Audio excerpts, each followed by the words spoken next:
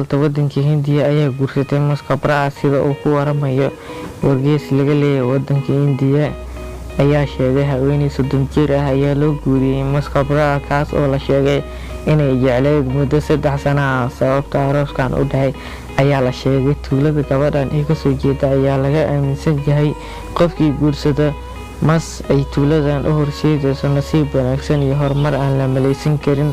Sicir-olayaal tuulada degan ayaana arrintan soo jeediyay xafladda arooskeeda waxaa ka soo qayb galay dad gaaraya 2,000 oo qof. Haweeneyda ayaa dhibaato caafimaad kala kulantay maska markii ay isku dayday inay galmo la sameyso maska iyadoo aaminsaneyd inay ilmo u dhali doonto, balse maska meel aan loogu talagelin ayay gelisay waxayna kala kulantay qaniinyo badan oo sun wadata iyadoo maska u gudbay ilmo-galeenka haweeneydaasi. Intaas kadib waxaa loola orday isbitaalka iyadoo gashay qalliin 3 saacadood qaatay.